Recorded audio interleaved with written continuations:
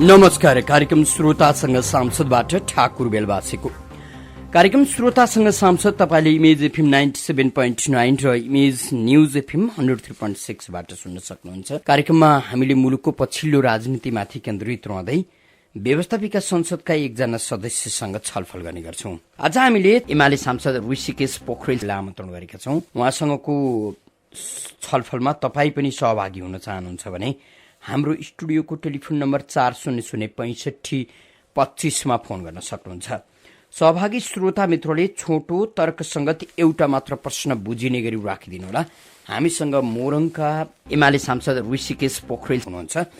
विशेष गरी मुलुकको पछिल्लो राजनीतिमाथि केन्द्रित रहँदै हामीले व्यवस्थापिका संसदका एकजना सदस्यसँग छलफल गर्ने गर्छौं।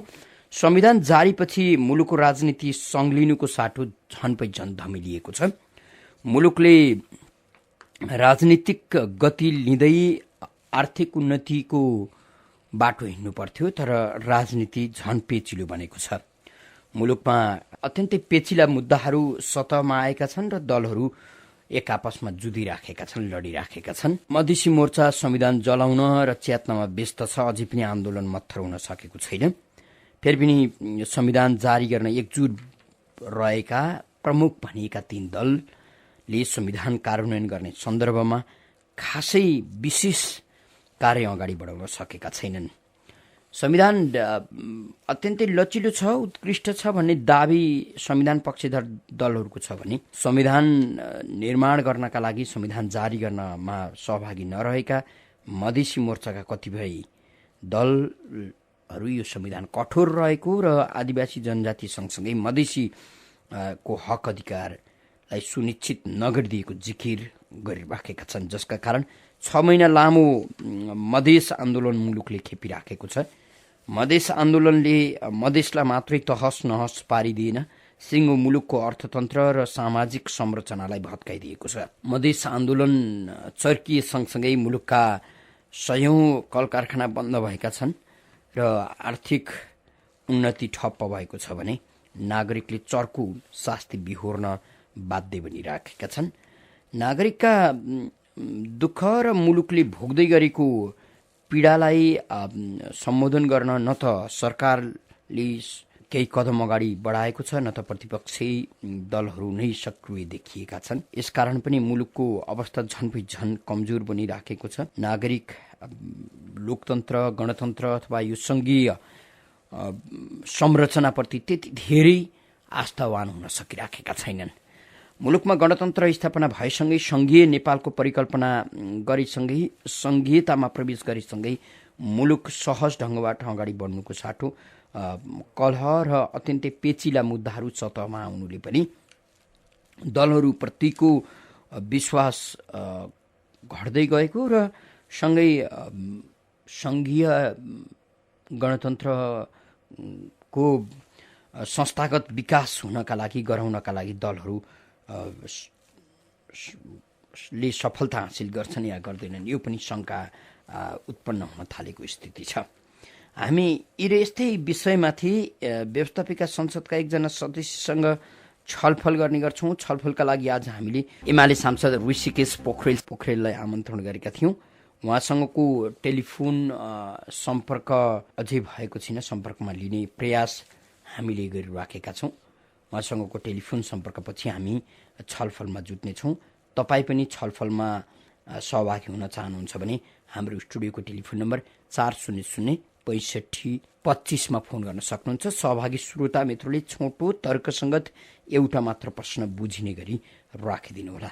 यति बेला भने आजका हाम्रा अतिथि मान्यज्यू हाम्रो टेलिफोन सम्पर्कमा आइसक्नु भएको छ। उहाँलाई स्वागत गरौँ। मान्यज्यू हजुर नमस्कार। यहाँलाई इमेज एफएममा हार्दिक स्वागत छ। हजुर नमस्कार। अलिकति व्यस्त हुनुहुन्छ जस्तो छ।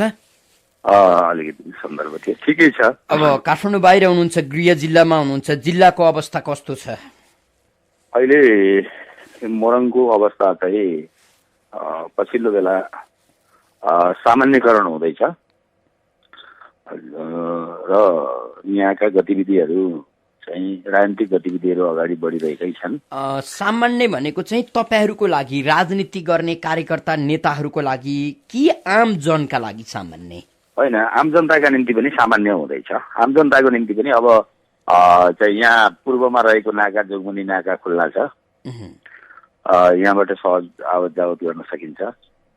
किसानहरूका निम्ति आवश्यक पर्ने चाहिँ विभिन्न सामग्रीहरू किसानहरूले ल्याउन सक्ने परिस्थितिको निर्माण भएको छ। हामीले जतिसुकै तेलको चाहिँ अब डिजल इन्धनको केही अभाव नै छ। हामीले जतिसुकै राष्ट्रियताका चर्का नारा लगाए पनि आखिर नाका खुल्यो भने मल बिउ लिन पनि उतै दौडिनु पर्ने, तेल लिनका लागि पनि कहिले सहज होला भनेर पर्खनु पर्ने, चामल लिन पनि पर्खनु पर्ने, चिनी लिनु पनि पर्खनु पर्ने गजबको परिस्थितिमा छौँ हामी, होइन? हजुर हो। यो कुरा चाहिँ म तपाईँ मार्फत आग्रह गरौँ। नेपालमा 105 वर्ष शासन गर्ने शासकहरूले कि मुलुकको समृद्धिको बारेमा सपना देखेनछन्। कसैले कल्पना पनि गरेनन्, सपना पनि गरेनन्। मेरो नेपाल आजको 20 वर्ष पछाडि कस्तो हुन्छ भन्ने कसैले आजभन्दा पहिलेका चाहिँ शासकहरूले सपना देखेको भए आज नेपालीहरूले यो परिस्थितिको भोग्नु पर्ने थियो। अब 46 पछि तपाईँहरूले पनि त्यस्तै सपना देख्दिएको भए नेपालीले यो दुःख भोग्नु पर्थेन भनेर अर्को कसैले भनिदियो भने होइन, त्यो मिल्छ। 46 पछि हामीले सपना देखेका हौँ। हामीले 9 महिने सरकारको बेला हामीले जुन सपना देख्यौँ त्यो सपनाको निरन्तरता प्राप्त गर्न सकेको परिस्थिति थियो भने आज मुलुकले यो परिस्थिति बिहोर्नु पर्दैन थियो। अब 9 महिना त एमालेको नेतृत्वको सरकारको कुरा गर्नुभयो, त्यसपछि मिलिजुलीका कुरा, कहिले उप प्रधानमन्त्री पाउने, कहिले गृहमन्त्री पाउने, त्यसपछि सपनै प्रधानमन्त्री भएपछि अथवा सिङ्गो पार्टीले सरकारको नेतृत्व गरेपछि मात्रै सपना देख्न सकिँदो रहेछ कि क्या हो? होइन, यो सरकारमा रहेको चाहिँ र सरकारको नेतृत्व नगरेसम्म चाहिँ सरकारी सपना त कसरी देख्ने त? आजसम्म हामीले त्यो परिस्थिति 9 महिना पछाडि चाहिँ त्यो स्थिति हाम्रो सृजना भएन, त्यो अवस्था सृजना भएन। अब हामीले सपना देख्न खोजेको हो, हामीले कोसिस गरेको हो, तर नेपालको 105 वर्ष कसैले सपना देखेन, योजना बनाएन, कल्पना गरेन, जसको कारणले अघिल्ला शासकहरूको कारणले आज यो परिस्थिति हामीले भोगिराख्नु परेको छ। तपाईँलाई एउटा मात्रै उदाहरण दिउँ। 30 वर्षदेखि हुलाकी सडक चाहिँ भारतीय कम्पनीले ठेक्का लिएको रहेछ। 30 वर्षदेखि के अरे हुलाकी सडक भारतले बनाइदिन्छु भनेको रहेछ 30 वर्ष अगाडिदेखि। त आज हुलाकी सडक 30 वर्षदेखि जिउका त्यौँ छ, कहीँ बनेको छैन। तर चाहिँ मधेसी फोरमका नेताहरू चाहिँ नेपाल सरकारलाई गाली गर्छन्। तिनीहरूको आँट छ भारतीय सरकारलाई गाली गर्न, भारतीय कम्पनीलाई गाली गर्न। त्यो हुलाकी सडक त उनीहरूले कब्जा गरे, बन्न पनि दिएनन्, बनाउन पनि दिएनन् र बनाइ पनि दिएनन्। त्यसो हुँदा नेपालको समृद्धिमा चाहिँ बाधक को भन्ने कुरा एउटा हुलाकी सडक हेर्दै हुन्छ। 5000 मेगावाट विद्युत चाहिँ उत्पादन गर्ने चाहिँ विभिन्न कम्पनीहरूको ठेक्का भारतीय कम्पनीले लिएको छ। आज चाहिँ 10 वर्ष भइसक्यो, तर कुनै कम्पनीको कामहरू अब 2-4 वर्षमा सक्ने कुनै नियत छैन। 20औं वर्ष होल्ड गरिदिने तयारी छ। त्यसो हुँदा म तपाईँ मार्फत मधेसवादी दलका साथीहरूलाई आग्रह गर्छु, हुलाकी सडक नेपाली काङ्ग्रेसले बनाएन कि एमाले बनाएन कि नेपाल सरकारले बनाएन कि भारतीय कम्पनी र भारतीय एजेन्टहरूले बनाउन दिएनन्। त्यो कुरा हिम्मत भए सार्वजनिक गर्न सक्नु पर्यो नि त। आज अब यो मुलुकमा राष्ट्रियताको यो माहौल चलेको बेला, यो परिस्थितिको सृजना भएको बेला सबै कुराको समीक्षा गर्न पर्यो नि त अब त। त्यसो हुँदा म यो बाटोतर्फ पनि तपाईँ सञ्चार मिडियाका साथीहरूलाई यो 5100 मेगावाट विद्युत उत्पादन गर्ने विद्युत गृहहरू जो अहिले विदेशी कम्पनीहरूले निर्माण गर्दैछन्, ती कम्पनीहरू को हुन् यसलाई सार्वजनिक गर्न म सञ्चार क्षेत्रको साथीहरूलाई आग्रह गर्छु। हुलाकी सडक 30 वर्षदेखि बनेको बनै छ, आजसम्म बनेन। नबन्नुको कारण के हो? यो पनि अब सञ्चार माध्यमले नेपाली हैन। अब यो यसको लेखाजोखा गर्ने सरकारमा जान हतारिने राजनीतिक दल र देशको विकास गर्छौं भनेर व्यवस्थापिका संसदमा आउनुभएका तपाईँहरूको पनि काम होला नि त, हैन र? हैन, हामी त गरेकै छौँ। हामीले हाम्रो ड्युटी, हाम्रो जिम्मेवारी, हाम्रो भूमिका जे हो त्यो गरेका छौँ र मलाई अहिले पनि विश्वास छ हामीले त्यो प्रयत्न गर्छौँ। तर चाहिँ बनाउनका निम्ति 10औं वर्ष लाग्छ, तर भत्काइदिन त 10 मिनटमा सकिन्छ नि मित्र। बिगार्दैन त 10 मिनटमा सकिन्छ नि। आज सबै काम चाहिँ के छ भन्दा बनाउने होइन, कसैले ल यसो गरौँ भन्यो भने त्यसलाई भत्काउनेहरूकै हुरी चलेको देखिन्छ। तर पनि हामीले सकारात्मक सोचका साथ सोच्नुपर्छ र अब नाकाबन्दी हट्यो भने र हटेपछि यी हाम्रा चाहिँ विगतमा भएका सम्पूर्ण विषयहरूलाई हामीले समीक्षाका साथ नेपालमा सबै राजनीतिक दल, सबै क्षेत्र एकीकृत भएर अब सपना देख्नुपर्छ, कल्पना गर्नुपर्छ, काममा लाग्नु। मान्यज्यू, अब नेपालमा सबै राजनीतिक दल एक ठाउँमा आउँछन्, एक ठाउँमा आउन कसैले तपाईहरूलाई दिन्छ, तपाईहरूलाई स्वतन्त्र रूपले यो मुलुकमा राजनीति गर्न दिन्छ र स्वतन्त्र ढङ्गबाट मुलुकको दीर्घकालीन विकासको सपना देख्न पाउनुहुन्छ भनेर पत्याउने हो र भने हामीले अलिक पत्याउन चाहिँ हतार हुन्छ त्यो कुरा।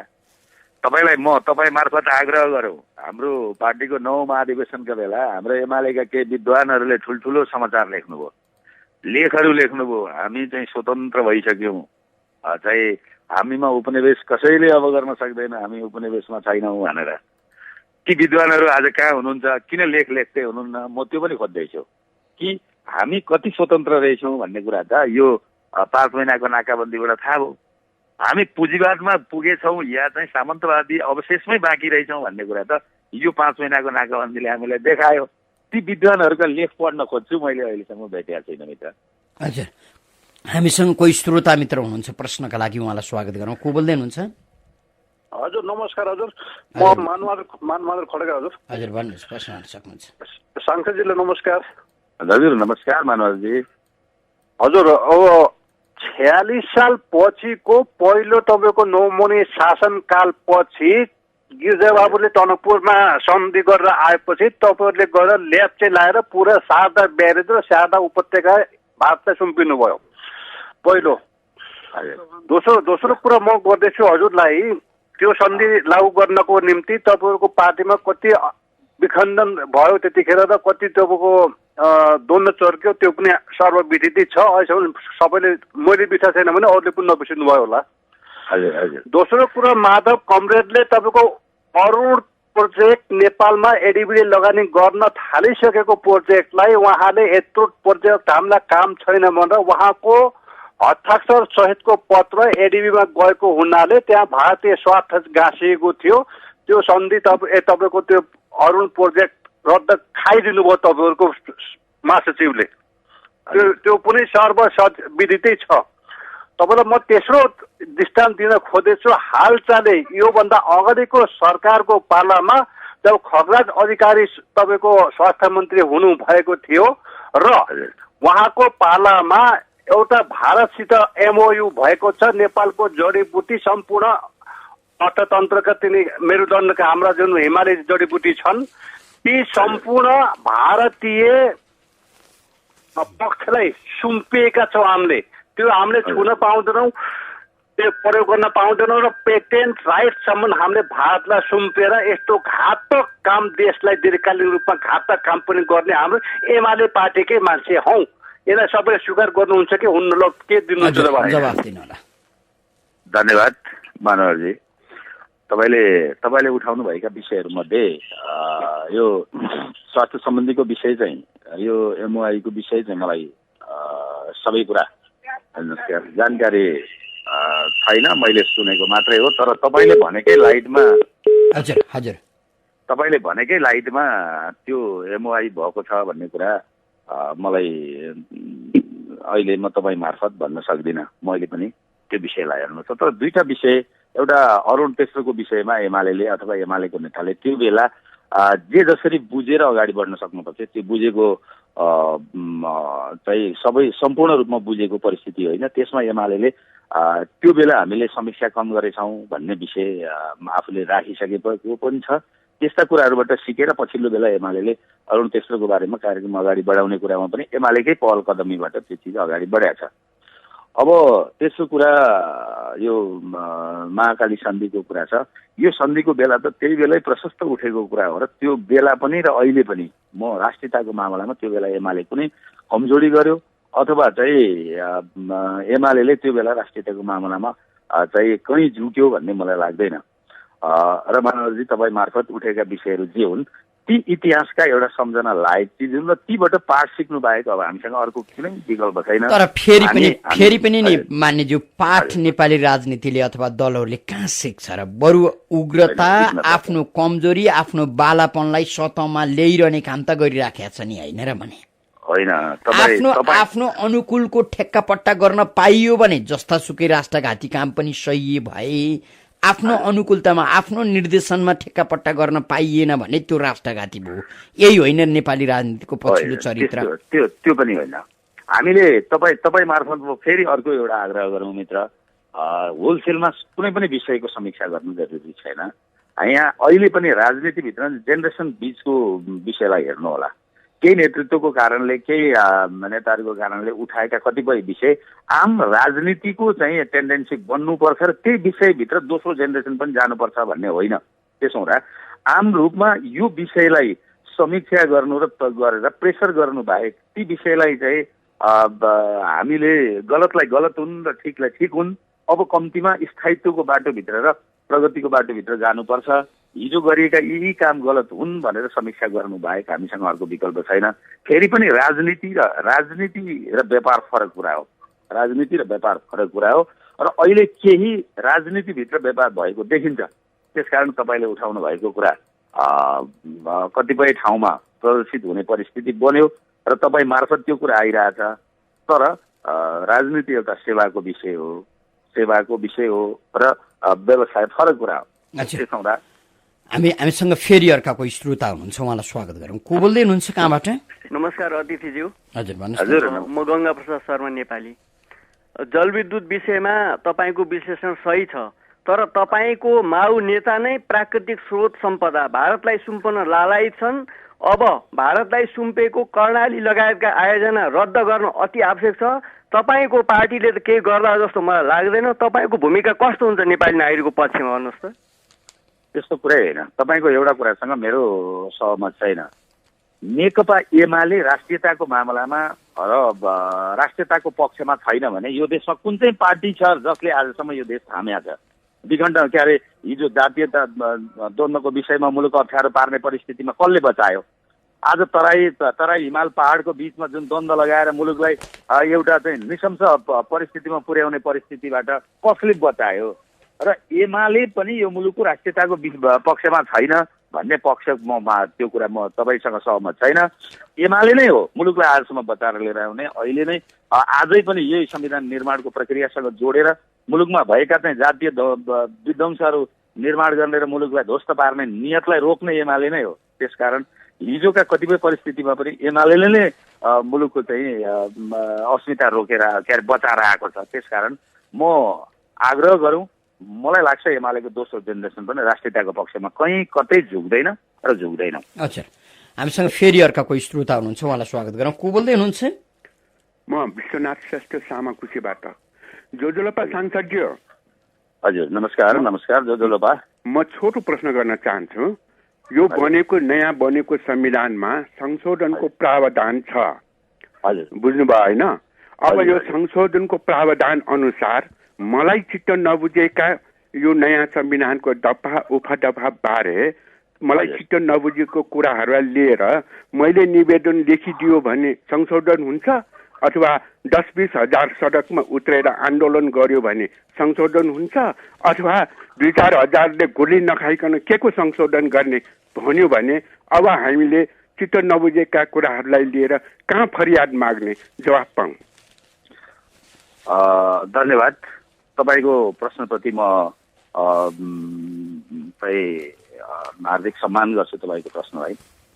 नेपाली राजनीतिको एउटा क्यारेक्टर, नेपाली राजनीतिको एउटा चाहिँ असहज पललाई तपाईँले एक्सपोज गर्नुभएको छ तपाईँ चाहिँ अगाडि। त्यसो हुँदा अहिलेसम्म त्यो चिज देखिन्छ। हेर्नुहोस्, कसैले कुनै अधिकारको कुनै विषय माग गर्दा राज्य सुन्ने पक्षमा छैन। 8-10 हजारमा हजारौं जुलुस झन्डा खुकुरी लिएर हिँड्ने जुन कल्चर छ, त्यो कल्चरको विकास हुने, राज्यलाई प्रेसरै गर्नुपर्ने, या नैतिक प्रश्नको रूपमा राजनीतिमा आजसम्म कुनै विषयवस्तुको उठान भएको देखिन्न। त्यसो हुँदा हिजोको शासकहरूले पनि त्यो कुरा चाहिँ त्यो परिस्थितिको निर्माण गर्न सकेनन्। आज पनि के भएको छ भन्नुहुन्छ भने कसैले सृजना गरेको कुनै एउटा प्रश्नलाई त्यो नैतिक प्रश्नको रूपमा राज्यले ग्रहण गर्ने परिस्थितिको सृजना भएको छैन। यो संविधान फ्लेक्सिबल छ, हामी चाहिँ समयानुकूल आवश्यकता अनुसार कतिपय चाहिँ संशोधन गर्न सक्छौँ। तर संशोधनको प्रक्रियासँग जोडेर हेर्दा जसरी तपाईँले कुरा उठाउनुभयो त्यति सहजै अथवा त्यो नैतिक प्रश्नको रूपमा नेपाली जनताले यो विषयलाई आधार बनाउन सक्छन् भन्ने चाहिँ मलाई पनि लाग्दैन। तर तपाईँ मार्फत म आग्रह गरौँ, मलाई हिजो अस्तिको यो संविधान संशोधनको विषयसँग म अलिकति फरक सोच छ मेरो चाहिँ। मलाई नै के लागेको थियो भने हामीले संविधान बनायौँ, हामी 601ले जो संविधान बनायौँ, यहाँ चाहिँ 31वटा दलले जुन संविधान बनाए, यो संविधान संशोधन गर्ने अधिकार चाहिँ अहिले नै यिनीहरूसँग छैन भन्ने बुझाइ थियो मेरो। र म तपाईँ मार्फत आग्रह गर्छु, यो संविधान ठिक बन्यो कि बनेन जनताले अनुमोदन गर्न पाउनुपर्छ। र जनताले फेरि यो संविधानलाई कुनै निर्वाचनको माध्यमबाट अनुमोदित गरेर आएका नयाँ प्रतिनिधिहरूले मात्रै यो चिजलाई संशोधनको प्रक्रिया अगाडि बढाउन सक्छन् भन्ने मेरो चाहिँ विचार थियो। तर त्यो मेरो व्यक्तिगत विचार, राजनीतिले हिजो संशोधनका आधारहरू तयार गरेको हुनाले म त्यहाँ समाहित भएँ। हजुर, हामीसँग फेरि अर्का कोही श्रोता हुनुहुन्छ। को बोल्दै हुनुहुन्छ? कहाँबाट? हजुर नमस्ते, म श्याम खतिवडा सुनसरीबाट। भन्नुहोस्। श्रीज्यू नमस्ते। हजुर नमस्कार। सबभन्दा पहिले के भने भारतले जहिले पनि हाम्रो प्राकृतिक स्रोतमा हस्तक्षेप गरेको छ हामीलाई थाहै छ होइन। 1950 को सन्धि, 1954 को कोशी सम्झौता, 1959 को गण्डक सम्झौता, यही अनुसार यही रणनीति अनुसार भएकै छ। र यसलाई अब केपी ओली जाँदै हुन्छ हाम्रो प्रधानमन्त्री, उहाँले त्यो पुनरावलोकन गर्न भन्नुहुन्छ कि भन्नुहुन्न होइन। अहिले फेरि प्राकृतिक स्वरूपमा हाम्रो चाहिँ सप्तकोशी उच्च बाँध सहित विविध नदीको आयोजना बुझाएर पो आउनुहुन्छ कि अथवा एमाले यसमा कस्तो रणनीति खेल्छ भनेर सोध्न चाहन्छु। धन्यवाद हजुर, तपाईँले महत्त्वपूर्ण प्रश्न सृजना गर्नुभएको छ। कसैलाई पनि परीक्षा गर्ने महत्त्वपूर्ण समय भनेको चाहिँ उसले काम गर्न थालेपछि नै हो। र केपी ओली आज जे राष्ट्रियताको विषयसँग जोडेर हाम्रो पार्टीको नेतृत्व गर्दै हुनुहुन्छ, त्यो विचारलाई नेतृत्व गर्दै हुनुहुन्छ, राष्ट्रियताको पक्षमा स्ट्रङ हुनुहुन्छ। भोलि उहाँले त्यो भारतमा गएर यी विषयलाई यही रूपमा नेपाली जनताको हितमा विषय राख्नुहुन्छ कि राख्नुहुन्न, यो सबैले अनुमान गरेको हेर्दै गरेकै विषय हो। र म पनि त्यसरी नै राख्नुपर्छ भन्ने मान्छे नै हो। र यी सम्पूर्ण विषय पुनरावलोकनको निम्ति नेपाल सरकारको तर्फबाट एमालेको अध्यक्ष कमरेड केपी ओलीले राख्नुपर्छ भन्ने पक्षमा तपाईँको आवाजलाई बुलन्द गर्ने एउटा पात्र म पनि बन्छु, मेरो यही आग्रह छ। हजुर, फेरि पनि अर्का कोही श्रोता हुनुहुन्छ। को बोल्दै हुनुहुन्छ? कहाँबाट? नमस्कार। हजुर भन्नुहोस्। म रोहित दङ्गाल इटरीबाट। भन्नुहोस्। सभासदज्यू नमस्कार। हजुर नमस्कार। 46 साल पछाडिको आन्दोलन पछाडि हाम्रा नेताजीहरू महान क्रान्तिकारी भएकै हुन्। मैले के जोड्न चाहेँ भन्दाखेरि महान नेता भएकै हुन्। उदाहरणको लागि तपाईँको पूर्वाञ्चल विश्वविद्यालय गोडगाउँमा 800 बिघा जग्गामा 1 अरब भन्दा बढी लगानी गरेर घर बनाउँदाखेरि यो परिवारवाद र पार्टीको लडाइँ कारणले तपाईँको भिसी कार्यालय चाहिँ भाडामा बसेर बिहान लुट गरिरहेछ। तपाईँलाई केही मतलबै छैन। र अनि तपाईँ 105 वर्ष राणालाई गाली गर्नुहुन्छ। तपाईँहरूले आफ्नो शासनकालमा संसदलाई भूमिकाविहीन बनाउने अनि तपाईँको प्रमुख सचेतकलाई विदेशी दलाल बनाएर चाहिँ एजेन्डा प्रवेश नगराउने अनि हुन्छ र हुँदैन भने लडाइँ गरेर बस्ने, यसको मतलब विदेशीको भुइँ चढेर राजनीति कहिलेसम्म गर्ने, जनतालाई ठग्ने, प्रश्न पार्नुहोस् न। हजुर भनिदिनुहोस्। हजुर धन्यवाद तपाईँलाई धन्यवाद। अब तपाईँको 2-3वटा प्रश्न भयो। एउटा चाहिँ पूर्वाञ्चल विश्वविद्यालय। अब यो पूर्वाञ्चल विश्वविद्यालय मलाई लाग्छ पूर्वाञ्चलको एउटा गहना हो, शिक्षाको मन्दिर हो, एउटा चाहिँ हामी पूर्वाञ्चलवासीहरूका निम्ति एउटा गौरवको विषय पनि हो। तर तपाईँ मार्फत आग्रह गर्छु, यो पूर्वाञ्चल विश्वविद्यालय जतिखेरदेखि स्थापना भयो त्यतिखेरदेखि आजसम्म मैले के देख्छु भने यो एक बेला कुनै एउटा पार्टीको यो क्रीडा स्थल थियो, यो सर्टिफिकेट बेचेर खाने एउटा चाहिँ भाँडो थियो, अब एफिलिएसनमा करोडौँ पैसा कमाउने एउटा यन्त्र थियो। फेरि पछि अर्को पार्टीको भयो, एकपल्ट नेपाली काङ्ग्रेसले यसमा रजाई गर्यो, यति क्रीडा गर्यो, यसको कुनै सिमाना छैन पूर्वाञ्चल विश्वविद्यालय।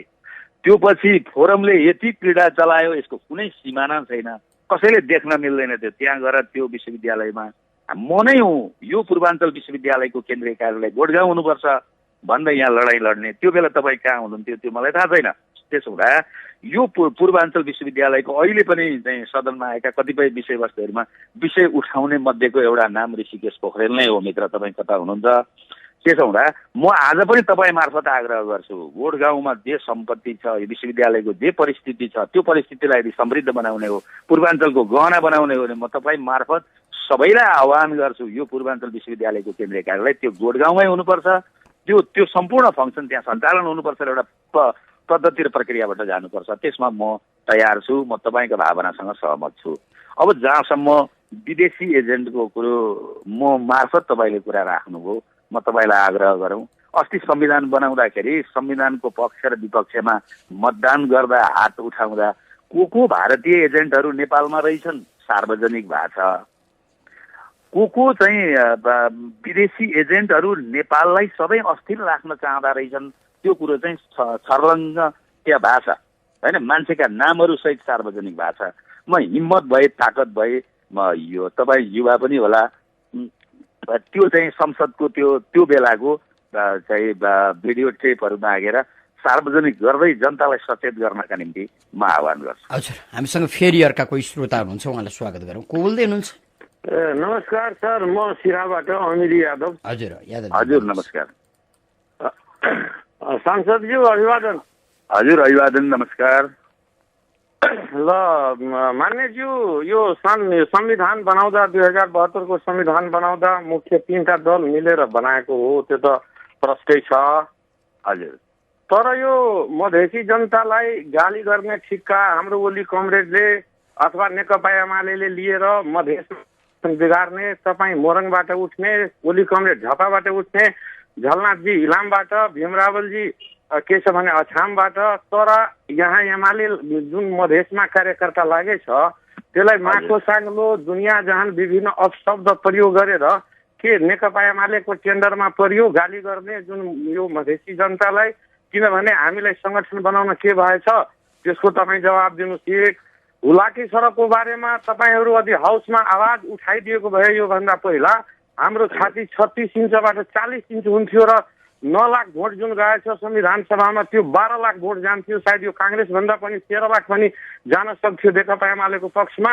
त्यसर्थ तपाईँहरू आफ्नो कमी कमजोरी कहाँ छ भोलिको दिनमा सुधार्नुहोस्, छैन भने प्रश्न गर्नुहोस्, हाम्रो चित्त बुझाउनुहोस्। ल धन्यवाद। हजुर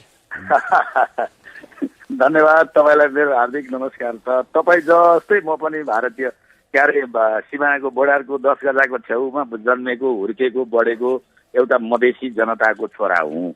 म तपाईँ मार्फत आग्रह गरौँ, तर यो संविधानले मधेसी जनतालाई कहीँ कतै ठगेको छैन। दुईटा कुरा आज नेपालको बाधक चिज हुन्। एउटा मधेसमा चलेको जमिनदारी सोच। आज तराईमा भएको समस्याप्रति मेरो सिधा बुझाइ छ, यो तराईको समस्या भनेको तराईमा रहेका मधेसमा रहेका जमिनदारहरूले मधेसी जनतालाई समृद्ध हुन नदिनका निम्ति तयारी गरेको योजना र काठमाडौँको भेल्लीभित्र शासकको रूपमा रहेका केही अति पहाडी सोच। यी दुईटा, यी काठमाडौँको भेल्लीभित्र रहेको केही अति क्रोनिक पहाडे सोच, पहाडवादी सोच र तराईमा रहेका मधेसी जमिनदार सोच, यो दुईटा सोच नै तराईको आजको समस्या हो। तराईको गरिब, तराईको चाहिँ मजदुर, तराईको चाहिँ पिछडा जो आज चाहिँ सङ्कटमा छ, उनीहरूलाई आज जुन यो आन्दोलन मार्फत, मधेस फोरम आन्दोलन मार्फत चलेको जुन कुरा छ, यो यिनीहरूले कहीँ सम्बोधन गर्छन् भन्ने कुरा मलाई विश्वास छैन। किनभने यो संविधान बनाउने कसरी, संविधानलाई निर्माण गर्ने कसरी, त्यसका नीति नियमहरू अगाडि बढ्ने कसरी भन्ने चिजको नियमावली बनाउने मान्छेको नाम नै लक्ष्मणलाल कर्ण हो। उहाँले बनाउनु भएको नीतिका आधारमै संविधान बनेको हो। तर आज लक्ष्मणलाल कर्णको ताकत छ कि तराईका जनताको बीचमा त्यो संविधान बनाउने नीतिको सभापति म थिएँ, कसरी अगाडि बढ्ने, कसरी ताली बजाउने, कसरी इन्डिङ गर्ने, कसरी संविधान घोषणा गर्ने भन्ने आज लक्ष्मणलाल कर्णमा छ। तिनै बाबुराम भट्टराई हुन् जसले चाहिँ संविधानका चाहिँ कमा फुल स्टेप समेत मिलाउनका निम्ति अन्तिम समितिमा सभापति भएर काम गरेको। तर उन संविधान घोषणा भइसकेपछि चाहिँ संविधानको अहिले बत्ती बाल्ने बेला भएको छैन भन्ने मान्छे। त्यसकारण यो खाले सोच रहेका र मुलुकको समृद्धिलाई अगाडि बढ्नै नदिने र मुलुकलाई सधैँ अस्थिर राखेर यो भित्र माछा मार्ने मानसिकता भएका तराईका केही नेताहरूको कारण र चाहिँ उत्तरतर्फका केही नेताहरू जसले क्रोनिक बनाएर राज्यलाई सबैलाई समान अवसर नदिने मानसिकताको कारण नै यो समस्या हो। मानिज्यू, यहाँहरूले पनि त लक्ष्मणलाल कर्णको निर्देशनमा, डाक्टर भट्टराईको निर्देशनमा हामीले संविधान यस्तो बनाएका थियौँ, तपाईहरूका लागि बनाएको संविधान यस्तो छ भनेर मधेसमा जान त सक्नु भएन नि त? हैन, हामी लगातार गयौँ। मलाई लाग्छ तराईमा सबैभन्दा धेरै जाने मान्छे मध्येको एउटा मान्छे म पनि हो, किनभने म आफै मधेसी हो। तर जुन मधेसी जनतामा जुन भ्रम छ, आज पनि म मोरङको तल्लो भेगमा छु। म तपाईँलाई यही यो तल्लो भेग चाहिँ झुर्किया, महादेवा, बरडङ्गा, डाइनिया, रङ्गेली जस्ता गाविसहरूबाट तपाईँलाई सुनाऊ। अहिले पनि यहाँ के प्रचार गर्दैछ भने मधेसी जनताको 63 को नागरिकता खारेज गरिदियो। अब कोही पनि मधेसी जनताले नागरिकता पाउँदैन। यदि यो नागरिकता बचाउने हो भने तिमीहरू आन्दोलनमा आऊ। यो के भनेको? साँच्चै नेपालको संविधानले त्यो चिज गरेको छ त? यति बेइमान, यति चाहिँ जनताको बीचमा भ्रम, यति जनता। अब अर्को अहिले हुँदा त तराईमा राजनीति नै सिद्धियो। राजनीतिका कुरा उठ्दैनन्। पहाडिया कोही पनि गोरो मान्छे देख्न हुँदैन। राजवंशी गोरो छ, त्यसलाई पनि पहाडिया भन्नु। अब चाहिँ गोरो मान्छे कोही यताबाट हिँडो अलिकति सेतो छाला भएको भने चाहिँ पहाडिया भनिदिन्छ। यहाँ त राजनीति नै सिद्धियो। होइन, अब त्यसो भने समाजमा, देशमा यति ठुलो विग्रह ल्याउनेलाई त राज्यले नियन्त्रणमा ल्याउन सक्छ नि, होइन? होइन, पहिलो कुरा त के हो भने कुनै बेला यस्तो हुन्छ जुन बेला राज्य चाहिँ हिंसक बन्न मिल्दैन। राज्यले संयोजनकारी भूमिका निर्वाह गर्नुपर्छ, राज्यले सचेत गर्नुपर्छ। एउटा कुरा सत्य हो मित्र, तपाईँ मार्फत म अगाडि बढाउँ। नेपालमा यो संविधानलाई कार्यान्वयन गर्ने मसलामा नेपाली कांग्रेस र माओवादीले कमजोरी गरे कि जतिखेर चाहिँ संविधान निर्माण भइसक्यो, संविधान निर्माण भइसकेपछि कम्तीमा कांग्रेस, एमाले र माओवादीको संयुक्त प्रयासमा चाहिँ जहाँ समस्या छ त्यहाँ संयुक्त रूपमा जनतालाई त्यो कुरा बुझाउन सक्नु पर्थ्यो। त्यो बेला नेपाली कांग्रेस उक्स्यो। तपाईँलाई माओवादीको आन्दोलनको बारेमा एउटा सानो घटना सुनाऊ। अहिले तराईमा एमाले प्रति चाहिँ फोरमहरू आक्रोशित छन्, होइन? त्यो राजनीतिक दल आक्रोशित छ। त्यो आक्रोशलाई मेट्न नेपाली कांग्रेस कहिल्यै लागेन। त्यो जवाबदेहिता नेपाली कांग्रेसले कहिल्यै सोचेन। र तपाईँ अहिले हेर्दै जानु होला, पहिली एमालेमाथि आक्रमण गर्ने हो, एमाले कमजोर भइसकेपछि कांग्रेसमाथि आक्रमण गर्ने हो। अस्ति मात्रै जनकपुरमा कांग्रेसको साथीहरू एमालेमाथि फोरमले आक्रमण गरिराख्दा हाँसेर बस्दै हुनुहुन्थ्यो। तर जनकपुरमा जब उहाँहरूमाथि आक्रमण भयो नि, त्यतिखेरदेखि मात्रै कांग्रेसका केही मान्छेहरूको चेत खुलेको छ।